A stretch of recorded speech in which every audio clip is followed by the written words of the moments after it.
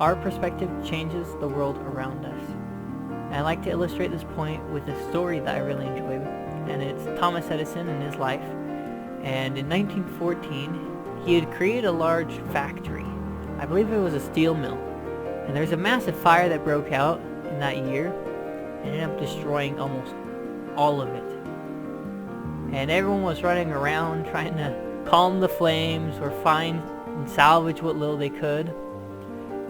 But Thomas Edison wasn't there. And his son eventually found him, sitting and watching the flames.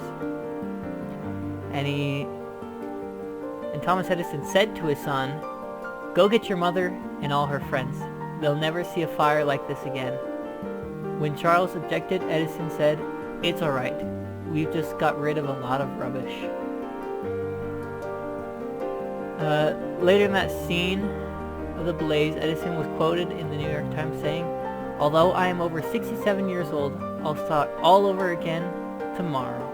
He told the reporter that he was exhausted from remaining on the scene until the chaos was under control, but he stuck to his word and immediately began rebuilding the next morning without firing any of his employees. And then Ryan Holiday, he said this about him: "To do great things, we need to be able to endure tragedy and setbacks.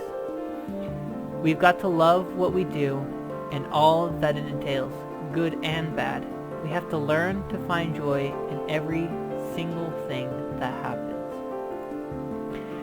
And I just really enjoy that because I think Edison's perspective was perfect. Even though his fire was burning down his entire building and everything that he'd built on was in shambles, he said, "This is the best fire I've ever seen in my entire life.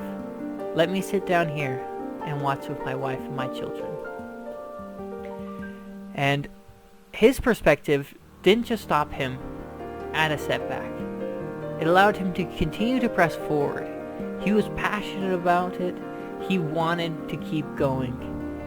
And he didn't focus on that negative, instead turning towards that positive. And that helped him rebuild and reshape. And I think Edison really illustrates that a lot throughout his life.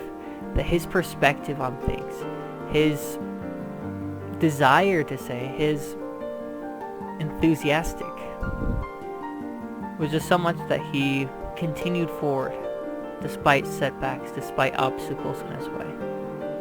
And I think that we can learn a lot from him when we want to be for 1 to 1,000.